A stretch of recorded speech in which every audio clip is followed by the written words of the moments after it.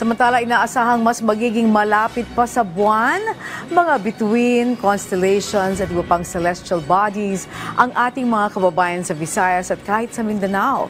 Ito ay dahil binuksan na ng Pag-asa ang kanilang planetarium sa Cebu na talaga namang makatutulong sa mga kabataan. Silipin yan sa sentro ng balita ni Nina Oliverio ng PTV Cebu.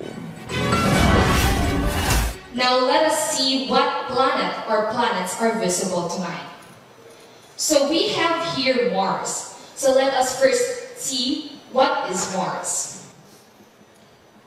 Ito ang planetarium ng Pag-asa Visayas na nakaestasyon sa Cebu. Ito rin ang pinakabagong facility ng Regional Services Division na nitong taon lang natapos. Sa loob nito ay may artificial dome at isang high-end na projector.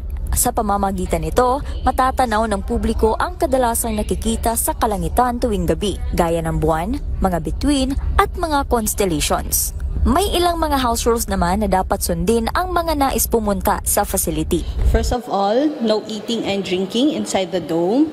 Then, since the dome, madilim po siya, so as much as possible po, nakamute yung phones po natin at saka lights off.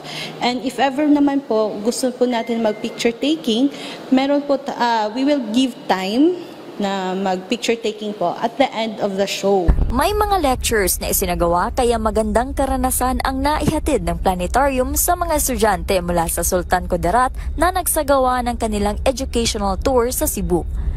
It's very interesting at lalo na medyo may insights ako about sa mga zodiac signs and marami ako ay nalaman din namin ang difference between the climate change and weather. And as a student of information technology, na-discuss sa amin yung iba't ibang gamit or items and productions na ginagamit para malaman yung incoming weathers. So this is one function of the Pag-asa. Ang Pag-asa is an acronym that stands for Philippine Atmospheric, Geophysical and Astronomical Services Administration. That astronomical in-enhance namin as part of our modernization of Pag-asa to provide more interesting and informative with regards to astronomy.